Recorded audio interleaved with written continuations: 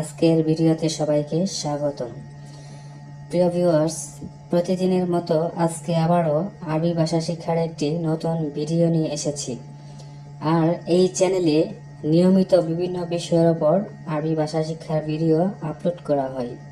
প্রিয় ভিউয়ার্স, প্রতিদিন আরবি ভাষা শিক্ষার নতুন নতুন ভিডিও পেতে আমার এই চ্যানেলটি সাবস্ক্রাইব করে পাশে থাকা বেল বাটনটি অন করে রাখুন।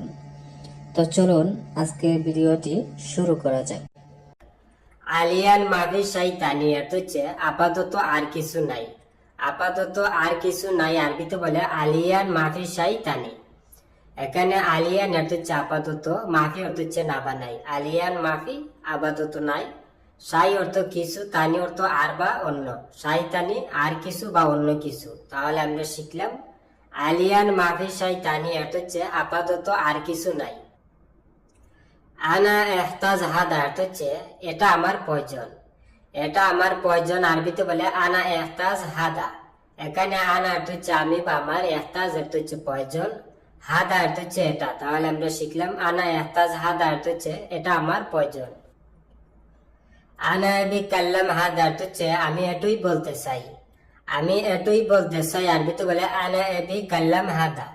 এখানে আনা অর্থ হচ্ছে আমি, এবি অর্থ হচ্ছে চাওয়া বা চাই, আনা এবি আমি চাই, কাল্লাম অর্থ হচ্ছে কথা বলা, হাদা অর্থ হচ্ছে এটা, এবি কাল্লাম, কাল্লাম হাদা এটা বলতে, এটাই বলতে। তাহলে আমরা শিখলাম আনা এবি কাল্লাম হাদা অর্থ হচ্ছে আমি এটাই বলতে চাই।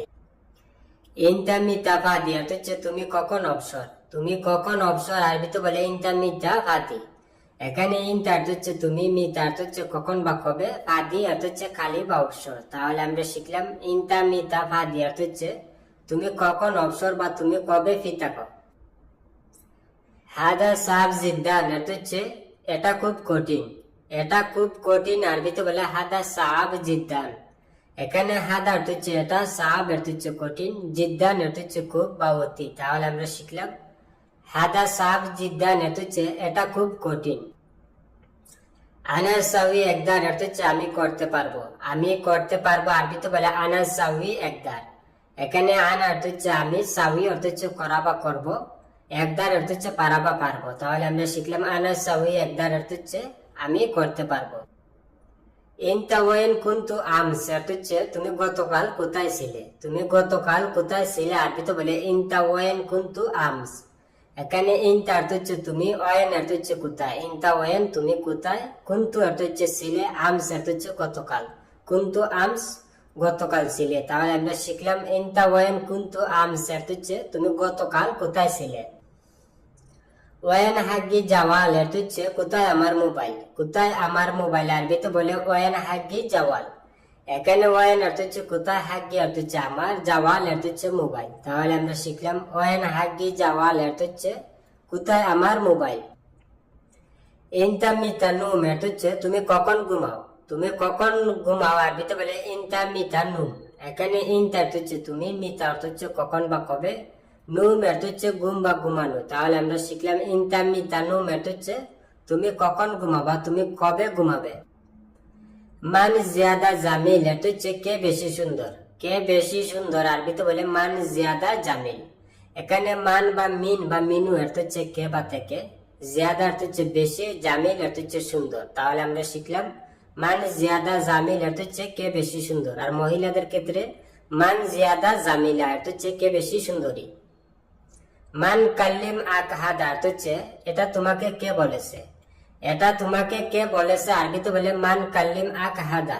এখানে মান অর্থ হচ্ছে কে বা থেকে, কাল্লিম অর্থ হচ্ছে কথা বলা, মান কাল্লিম বা মিন কাল্লিম অর্থ হচ্ছে কে বলেছে, আক অর্থ হচ্ছে তোমাকে বা হাক্কা অর্থ হচ্ছে তোমারে, হাদা অর্থ হচ্ছে এটা, আক হাদা এটা তোমাকে। তাহলে আমরা শিখলাম মান কাল্লিম আক হাদা অর্থ হচ্ছে এটা তোমাকে কে বলেছে।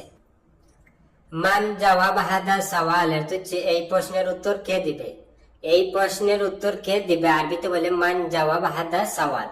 এখানে মান বা মিন অর্থ হচ্ছে কে, জবাব অর্থ হচ্ছে উত্তর, মান জবাব কে উত্তর, হাদা অর্থ হচ্ছে এটা বা এই, সওয়াল অর্থ হচ্ছে প্রশ্ন, হাদা সওয়াল এই প্রশ্ন। তাহলে আমরা শিখলাম মান জবাব হাদা সওয়াল অর্থ হচ্ছে এই প্রশ্নের উত্তর কে দিবে।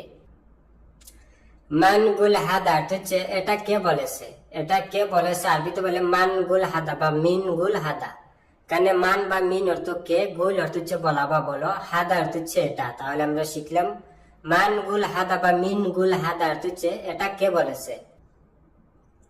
আলিয়ম লেস তাকির অর্থ হচ্ছে আজ দেরি কেন। আজ দেরি কেন আরবিতে বলে আলিয়ম লেস তাকির। এখানে আলিয়ম অর্থ হচ্ছে আজ, লেস অর্থ হচ্ছে কেন বা কেন, তাকির অর্থ হচ্ছে দেরি করা। তাহলে আমরা শিখলাম আলিয়ম লেস তাকির অর্থ হচ্ছে আজ দেরি কেন। মানসাউই হাদা অর্থ হচ্ছে কে করেছে এটা, কে করেছে এটা আরবিতে বলে মানসাউই হাদা। মান বা মিন বা মিনু অর্থ হচ্ছে কে, সাউই অর্থ হচ্ছে করা বা করেছে, হাদা অর্থ হচ্ছে এটা। তাহলে আমরা শিখলাম মানসাউই হাদা অর্থ হচ্ছে কে করেছে এটা, বা মিন সাউই হাদা কে করেছে এটা। এনতা ইয়েস আক্কেল এবি অর্থ হচ্ছে তুমি কি খেতে চাও, তুমি কি খেতে চাও আরবিতে বলে এনতা ইয়েস আক্কেল এবি।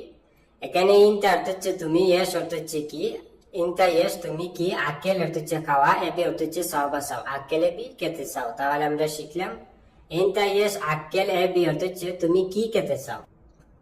মিতা জায়েজ আশা অর্থ হচ্ছে কখন রাতের খাবার রেডি হবে, কখন রাতের খাবার রেডি হবে আরবিতে বলে মিতা জায়েজ আশা।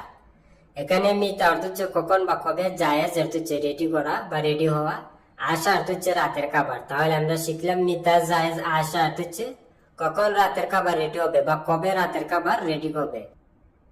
মিতা ঈদ মিলাদ ইনতা অর্থ হচ্ছে তোমার জন্মদিন কবে, তোমার জন্মদিন কবে আরবিতে বলে মিতা ঈদ মিলাদ ইনতা।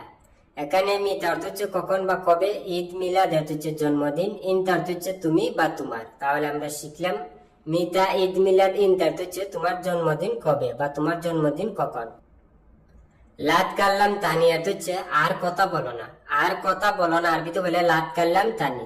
এখানে লাত অর্থ হচ্ছে না, কাল্লাম অর্থ হচ্ছে কথা বলা, তানি অর্থ হচ্ছে আর বা অন্য। তাহলে আমরা শিখলাম লাত কাল্লাম তানি অর্থ হচ্ছে আর কথা বলো না বা অন্য কথা বলো না। আনামা একদার নুম আর্ধ অর্থ হচ্ছে আমি জমিনে ঘুমাতে পারবো না, আমি জমিনে ঘুমাতে পারবো না আরবিতে বলে আনামা একদার নুম আর্ধ। এখানে আন অর্থ হচ্ছে আমি, মাই অর্থ হচ্ছে না বা নাই, একদার অর্থ হচ্ছে পারবা পারবো, আনামা একদার আমি পারবো না, নুম অর্থ হচ্ছে ঘুমানো, আর্ধ অর্থ হচ্ছে জমিন, নুম আর্ধ জমিনে ঘুমাতে। তাহলে আমরা শিখলাম আনামা একদার নুম আর্ধ অর্থ হচ্ছে আমি জমিনে ঘুমাতে পারবো না। কাল্লাম বিষয় অর্থ হচ্ছে আস্তে কথা বলো, আস্তে কথা বলো আরবিতে বলে কাল্লাম বিষয়।